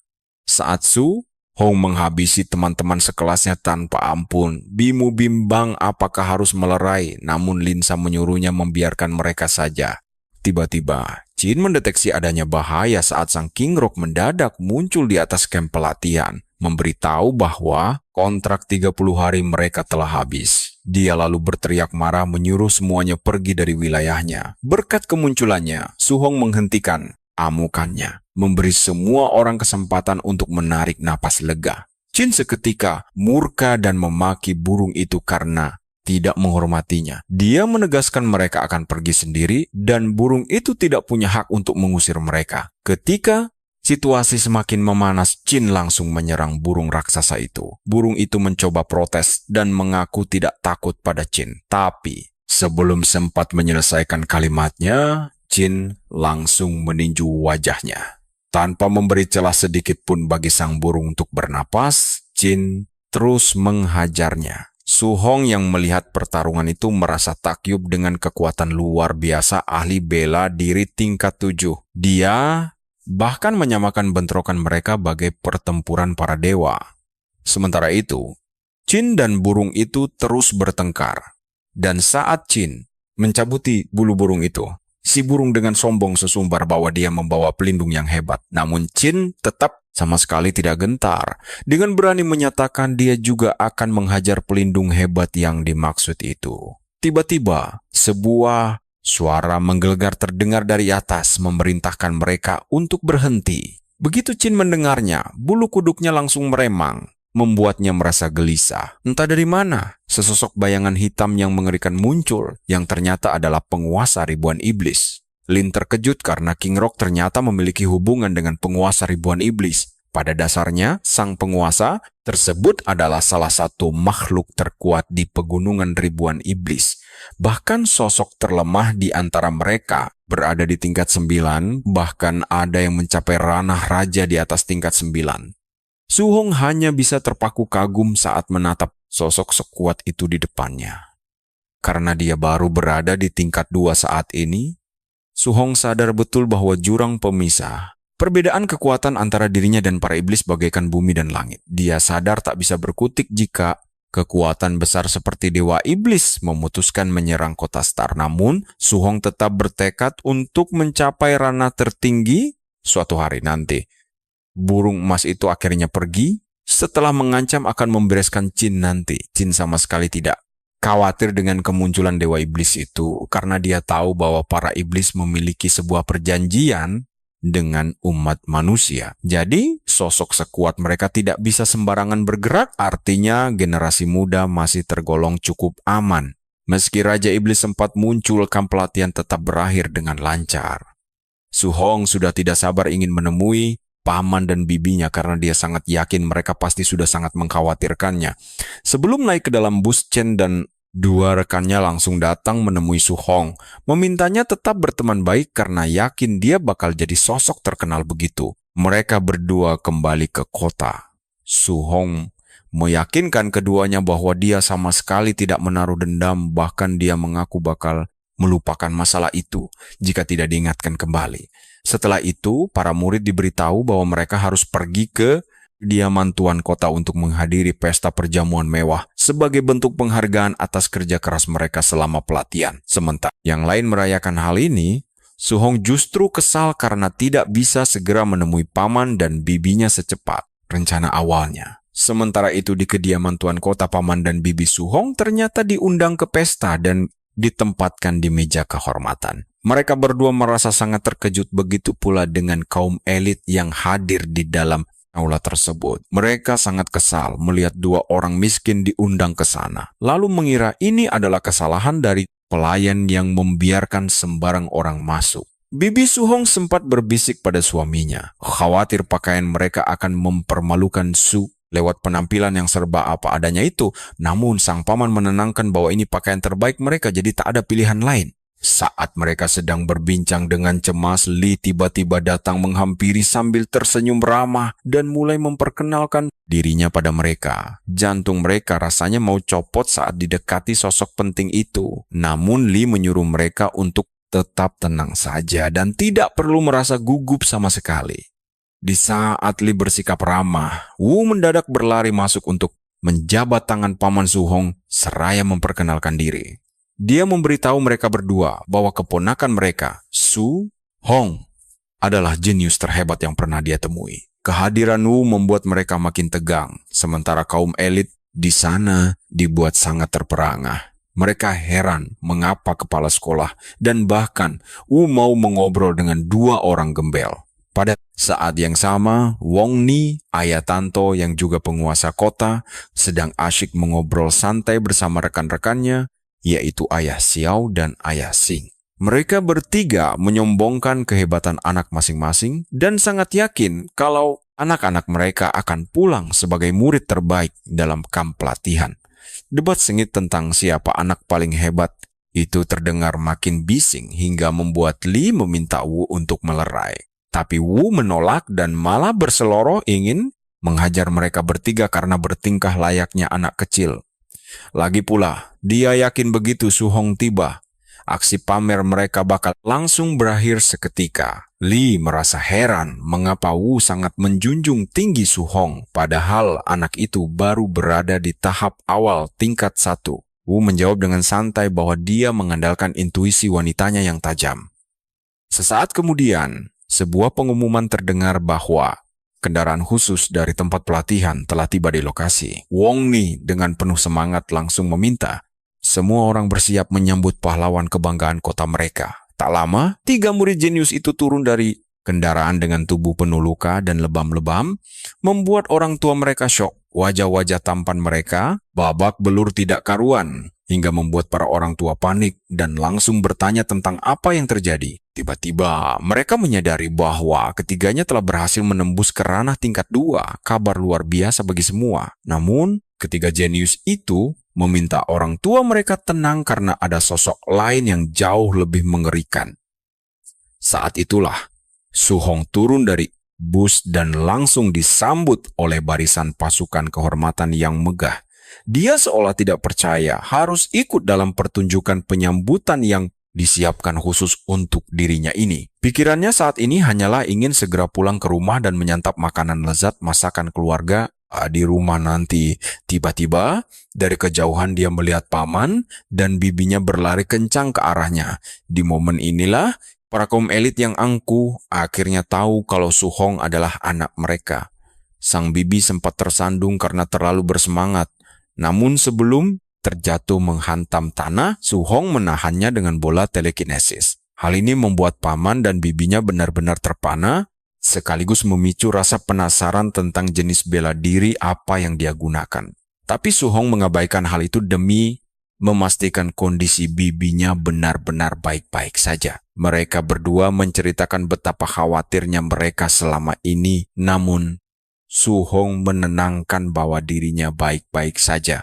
Di sisi lain, Tuan Kota dan rekan-rekannya dibuat panik luar biasa setelah melihat kemampuan hebat milik Su Hong. Bahkan Li dan Wu saling memandang dengan kesal, mempertanyakan mengapa mereka tidak memberitahu satu sama lain tentang siapa sebenarnya Su Hong, seorang telekinetik. Di saat inilah mereka akhirnya sadar bahwa tidak ada satupun yang tahu tentang hal ini. Keduanya langsung melompat kegirangan karena kini mereka punya anak kuat sebagai pelindung, yang berarti posisi mereka masing-masing aman. Sementara itu, para elit dan keluarga kuat yang ada di lokasi langsung sibuk menelepon membahas tentang Su Hong. Ada beberapa orang yang ingin dia menikah dengan keluarga mereka, dan ada juga yang sudah menyiapkan hadiah besar demi memikat hati Su Hong. Saat itulah, Wong Ni mendekati Su Hong dan memujinya karena telah membuktikan gelar sebagai jenius nomor 1 di Star City. Berkat ini, dia akan diberi sebuah villa dan uang tunai 3 juta. Wong Ni mengeklaim bahwa itu adalah hadiah yang disiapkannya untuk juara pertama kamp pelatihan. Namun, para elit lainnya tahu betul kalau itu cuma omong kosong belaka. Mereka yakin dia mendadak menyiapkan hadiah itu demi menarik perhatian Su Hong agar memihaknya. Wong Mi bahkan melangkah lebih jauh, memberitahu Su Hong agar tidak ragu meminta bantuan apapun di masa depan, seraya berjanji bakal melakukan segalanya demi membantunya. Su Hong mendengar ini dan melihat pria itu mengulurkan tangan untuk bersalaman. Dia sadar sang penguasa kota sedang mencoba menarik hatinya di depan umum. Sebagai penguasa kota, dia pasti akan tersinggung jika ditolak. Namun di sisi lain, jika bersekutu dengan Wong Ni, dia tidak akan bisa menolak setiap permintaannya kelak. Karena Wong Ni memegang kekuasaan mutlak di kota ini, Su Hong tahu bahwa sangat tidak bijaksana jika dia sampai mencari musuh dengannya. Namun, bersekutu dengannya jelas merupakan sebuah keuntungan yang sangat besar karena hal ini bisa membantu melindungi keluarganya saat dia pergi keluar kota. Su Hong ingat bahwa dia punya Qin, Wu, bahkan Li yang mendukungnya. Jadi, tidak mungkin Wong Ni bisa memaksanya melakukan hal yang tidak dia inginkan. Setelah menimbang pilihannya, Su Hong menjabat tangan pria itu, berterima kasih atas kebaikannya sambil berterus terang bahwa dia sebenarnya butuh bantuan. Su Hong langsung menjelaskan bahwa bibinya menderita penyakit langka, jadi dia akan sangat menghargai jika sang penguasa kota bisa membantunya. Tanpa ragu sedikit pun, Wong Ni langsung menyuruh asistennya untuk menangani masalah tersebut dan memastikan bibi Su Hong mendapatkan fasilitas medis terbaik yang ada. Wong Ni kemudian lanjut bertanya kepada Su Hong, apakah ada hal lain yang dia inginkan. Seraya berkata bahwa dia menyukai pria yang bicara belak-belakan. Su Hong memutuskan untuk memanfaatkan momen ini dan meminta sebuah senjata yang tangguh. Tanpa berpikir dua kali, Wong Ni menyuruh Su Hong untuk mengikutinya ke gudang senjata untuk memilih apapun yang dia suka. Jauh di dalam lubuk hatinya, Wong Ni siap memberikan segalanya karena semakin banyak yang Su Hong terima, semakin besar pula utang budinya. Su Hong lalu meminta para pengawalnya menunggu sementara dia pergi ke gudang senjata. Wong Ni juga menyerahkan acara perayaan kepada Tanuo dan melihat bagaimana orang tua Su Hong diperlakukan. Para elit sadar bahwa keluarga Su Hong pasti akan naik daun. Setibanya mereka di gudang senjata, Wong Ni menunjukkan tempat penyimpanan senjata tingkat A dan tingkat B, lalu menyuruhnya memilih. Su Hong merasa cukup terkejut melihat betapa besarnya pengorbanan sang penguasa kota demi menarik hatinya. Sebab satu senjata alloy tingkat A bernilai ratusan juta. Su Hong lalu bertanya, apakah Wong Ni punya senjata alloy multi-atribut? Hal yang membuat Wong Ni terkejut dan penasaran bertanya, apakah dia seorang praktisi bela diri multi-atribut? Dengan bangga, Su Hong menyatakan bahwa dirinya memang sanggup menguasai banyak atribut, lalu menunjukkan kemampuannya sambil membawa nama Qin ke dalam obrolan mereka, memberitahu Wong Ni bahwa sang Grandmaster menyuruhnya memilih senjata multi-atribut. Wong Ni pun nyaris kehilangan akal sehatnya saat menyadari bahwa Su Hong mampu menguasai 7 atribut sekaligus. Dan inilah yang memang diinginkan oleh Su Hong. Karena semakin besar bakat yang dia tunjukkan, semakin tinggi Wong Ni menghargainya. Wong Ni juga heran karena kultivasi Su Hong tergolong sangat cepat. Padahal kabarnya melatih banyak atribut justru akan sangat memperlambat perkembangan seseorang. Wong benar-benar dibuat tercengang oleh semua ini dan tidak habis pikir bagaimana monster luar biasa seperti Su Hong bisa lahir di Star City. Wong Ni kemudian menunjukkan gurat kecewa sebelum memberitahu Su Hong bahwa senjata alloy multi-atribut sangatlah langka, jadi dia hanya punya beberapa senjata 2 atribut di gudang. Wong Ni memeriksa koleksinya, lalu mengeluarkan sebuah mata tombak besi emas hitam tingkat B, satu-satunya senjata miliknya yang bisa menampung 3 atribut sekaligus. Wong Ni menawarkan untuk membongkar gagang tombak alloy tingkat A untuk dipasangkan dengan mata tombak tersebut, tetapi Su Hong menolak dan berkata itu tidak perlu karena gagang tombak apinya sudah cukup memadai. Su Hong merasa senang karena baginya senjata dengan 3 atribut sudah lebih dari cukup untuk kekuatannya saat ini. Wangi kemudian menyebutkan bahwa anomali dunia telah muncul di dekat area kota. Selain itu, ada rumor bahwa binatang buas 2 atribut bahkan multi-atribut sedang berkeliaran di sana. Su Hong menjadi penasaran begitu mendengarnya, lalu bertanya apa maksud dari perkataan tersebut. Wong Ni pun menceritakan bahwa saat dia sedang pergi di camp pelatihan jenius, beberapa keanehan dunia terjadi. Selain kemunculan monster multi-atribut, harta karun alam multi-atribut juga bermunculan. Dia mengungkap ada orang yang melihat langsung Monster atribut petir menyemburkan petir dan api setelah menyentuh objek mirip pecahan batu. Seolah ini belum cukup, ada laporan bahwa monster multi-atribut terlihat di luar kota, tepatnya di danau bernama Stargazing Lake. Wong Ni memperingatkan Su Hong bahwa danau itu terlalu berbahaya saat ini. Namun dia menjamin bahwa dia bisa mendapatkan senjata multi-atribut begitu masuk Universitas Bela Diri di masa depan nanti, jadi dia tidak usah buru-buru mengambil risiko berbahaya sekarang. Setelah obrolan itu, Su Hong berterima kasih atas semua bimbingannya. Beberapa jam setelah kejadian itu, para tetangga di lingkungan rumah Su Hong dibuat terkejut setengah mati saat melihat sebuah kendaraan resmi dinas di sana. Mereka melongo heran karena tahu kalau mobil itu adalah mobil eksklusif milik sang penguasa kota. Wanita kasar yang berniat membeli slot pelatihan Su Hong juga ada di sana. Dan dia sangat berharap anaknya yang membawa pulang mobil mewah itu. Begitu ingat bahwa Su Hong sebelumnya menolak tawarannya, dia malah makin meradang. Lalu bersumpah dalam hati untuk menaikkan harga sewa rumah mereka sebelum akhirnya mengusir keluarga Su Hong dari sana. Lamunannya langsung buyar saat pintu mobil terbuka, memperlihatkan Su Hong beserta para walinya turun dari kendaraan. Hal ini membuat semua orang melongo tidak percaya karena tidak ada yang menduga ini terjadi. Paman Su Hong kemudian menghampiri wanita itu dan mengabarkan bahwa mereka mendapatkan sebuah villa, jadi mereka akan pindah keesokan harinya. Kabar ini membuat si wanita syok berat. Lalu paman berkata bahwa mereka ingin meminta sisa uang sewa mereka. Tapi istrinya menyela dan menyuruh suaminya merelakan uang itu. Karena keluarga mereka sekarang sudah kaya raya. Saat mereka berjalan masuk rumah, si suami mengusulkan membawa meja dan kursi lama mereka ke villa baru. Namun istrinya langsung menyuruhnya berhenti pelit. Karena sekarang Su Hong adalah orang hebat, jadi mereka tidak kekurangan apa-apa. Wanita kasar itu hanya bisa melongo kaget melihat mereka masuk rumah dengan ceria dan bangga.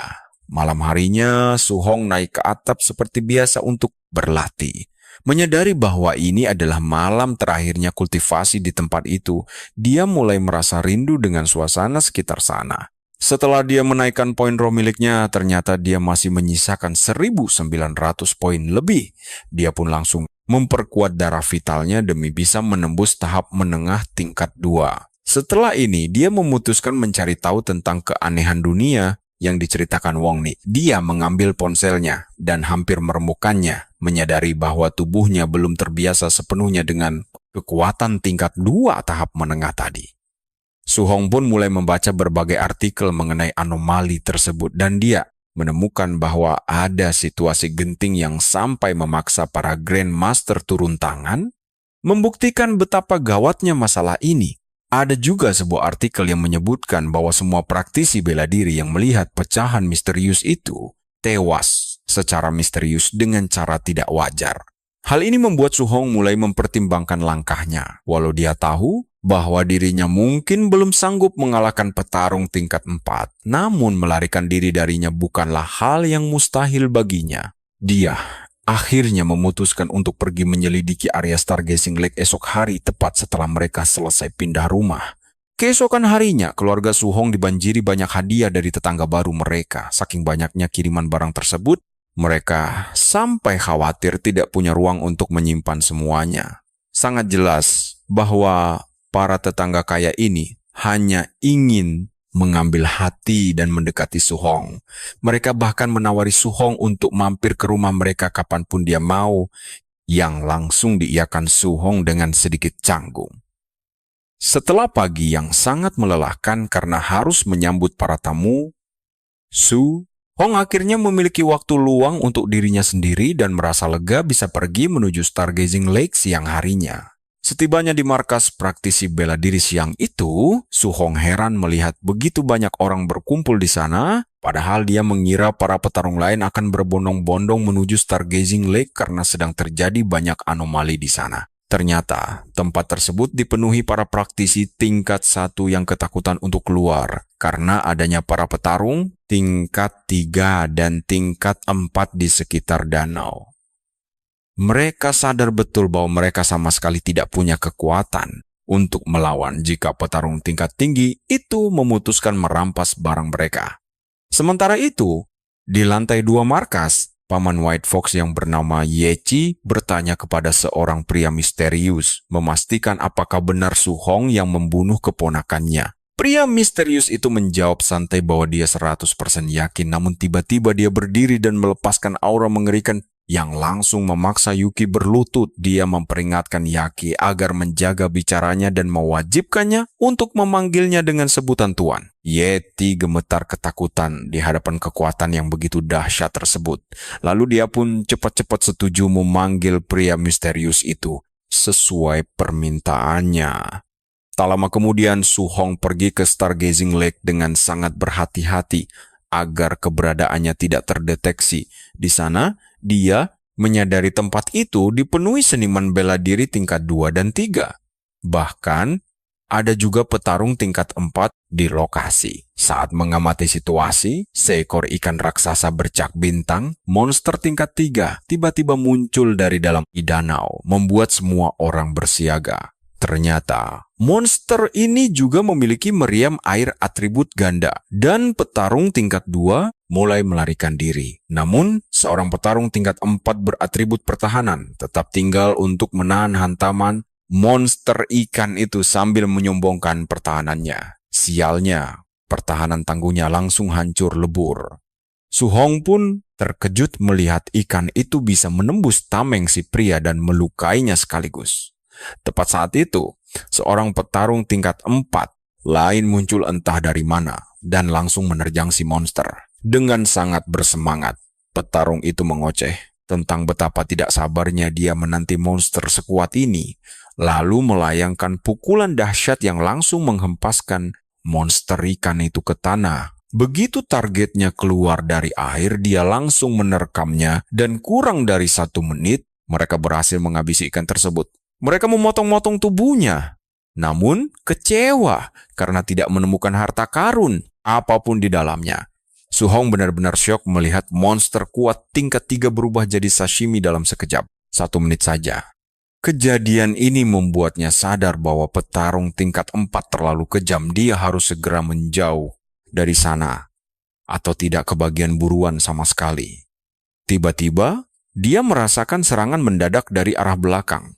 Tepat saat kepalanya nyaris terpenggal dari lehernya, Su Hong langsung mengaktifkan kekuatan telekinesis mental untuk memperlambat musuh sembari memanfaatkan kesempatan emas itu untuk melompat menghindar. Serangan tersebut menghantam tanah keras-keras, memicu gelombang kejut yang dahsyat. Melihat tekanan dari serangan barusan, Su Hong sadar musuhnya adalah petarung tingkat 4. Tanpa pikir panjang, dia langsung melesat mundur demi menjaga jarak aman. Karena dia tahu nyawanya pasti melayang jika tidak sempat menahan serangan lawan dengan kekuatannya tadi. Tak lama kemudian, Su Hong menyadari hal yang lebih mengejutkan lagi. Petarung tingkat 4 itu tidak sendirian, melainkan dibantu oleh 6 petarung tingkat 3 lainnya. Seakan belum cukup buruk, 7 petarung tingkat 3 lainnya mendadak muncul dari arah berlawanan. Su Hong benar-benar tidak percaya bahwa belasan petarung tingkat 3 dan 1 ahli tingkat 4 mengincar kepalanya. Sambil menganalisis situasi gila ini, dia sadar bahkan pemimpin kota pun tidak punya pengaruh sebesar ini. Su Hong mulai bertanya-tanya, siapa musuh yang telah dia singgung? Sesaat kemudian, para pembunuh mulai mengeluhkan kecepatan luar biasa Su Hong. Karena info yang mereka terima tidak menyebutkan keahlian bela diri sehebat itu. Meski begitu, mereka tetap yakin bahwa Su Hong tidak akan kuat bertahan lama menghadapi mereka. Tanpa mereka ketahui, Su Hong sama sekali tidak berniat meladeni adu stamina itu dan langsung melompat tinggi ke udara. Di depan mata mereka dia terbang menjauh, meninggalkan para pengejarnya begitu saja. Mereka melongo keheranan, sebab sangat tidak masuk akal bagi petarung tingkat 2 untuk bisa terbang seperti itu. Setelah melesat sejauh beberapa kilometer demi keamanan, Su Hong akhirnya mendarat dengan napas tersengal-sengal parah, mirip kambing kelelahan. Penyebabnya adalah karena darah vitalnya terkuras habis dan mana miliknya pun hampir kosong. Saat ini, dia menyadari satu-satunya modal yang tersisa hanyalah ketahanan fisik dari tubuh Overlord yang bisa dia andalkan untuk kabur sejauh mungkin mengandalkan otot murni. Sembari berlari, dia terus memikirkan siapa dalang di balik serangan mematikan ini. Namun satu-satunya nama yang terlintas adalah Yuki. Dia yakin mereka telah membayar mahal para pembunuh bayaran ini untuk melenyapkannya. Walau dia sangat yakin bisa mengatasi para kroco tingkat 3, masalah utamanya adalah sang petarung tingkat 4.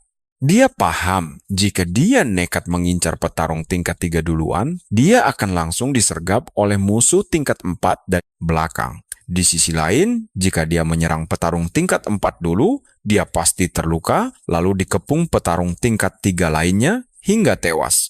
Dia menyadari bahwa jika dia tidak menghabisi petarung tingkat 3 dengan kilat, dia takkan punya kesempatan untuk fokus penuh melawan si petarung tingkat 4. Sementara itu, para pembunuh sedang mengamuk karena tidak akuratnya informasi yang mereka terima. Mereka melapor pada ketuanya, si bos tingkat 4, bahwa mereka dalam bahaya besar jika sampai Su Hong berhasil kembali ke kota. Tapi, itu bukan masalah terbesarnya, karena pihak yang menyewa jasa mereka jauh lebih menakutkan. Mereka sangat ngeri jika majikan mereka tahu misi ini gagal total. Namun, pemimpin kawanan pembunuh itu justru menenangkan mereka dan berkata tak perlu khawatir karena jika Su Hong nekat pulang ke kota, dia justru akan mati lebih cepat. Tiba-tiba, para utusan surgawi muncul dari kejauhan, menyuruh para pembunuh agar jangan terlalu emosi soal ketidakakuratan data yang mereka terima. Pasalnya, mereka juga baru tahu kemarin kalau Su Hong ternyata adalah pengendali mental tingkat 2, itulah mengapa datanya terlambat diperbarui. Namun mereka memberitahu para pembunuh bahwa sebenarnya itulah alasan mereka gagal memperbarui informasi tepat waktu. Tapi mereka tetap memberitahu para pembunuh bahwa ini adalah untung saja karena mereka menempatkan orang di lokasi anomali. Mereka akan menutup seluruh area tersebut, jadi kini giliran para pembunuh untuk menghabisi Su Hong. Jika gagal, mereka harus bersiap untuk mati. Sang pendekar tingkat 4 berterima kasih kepada pria itu atas bantuannya dan sangat yakin bahwa dia akan mencabik-cabik tubuh Su Hong. Keesokan harinya, Su Hong melanjutkan perburuannya di dalam hutan sementara para pembunuh terus membuntutinya. Hal ini terus berlangsung selama 7. Saat dia sibuk memburu monster-monster tersebut, para pembunuh terus mengejarnya di dalam hutan dan setiap kali mendapat kesempatan emas, dia langsung menghabisi siapapun dari para pendekar tingkat 3 yang terpisah jauh dari rombongan sebelum melarikan diri dari pendekar tingkat 4. Di titik ini, Su Hong menyadari bahwa dia sudah sangat kelelahan dan memutuskan untuk pergi ke benteng pertahanan resmi milik Star City. Meskipun sangat berisiko, dia tahu tidak punya pilihan selain beristirahat di sana demi melewati malam. Dia sangat yakin para penyerangnya tidak akan seberani itu untuk menyerangnya langsung di wilayah resmi pemerintahan. Namun, saat dia memasuki benteng tersebut, dia merasakan ada mata yang mengawasinya. Dari sini, dia menyimpulkan bahwa Yaki adalah orang yang menginginkan nyawanya.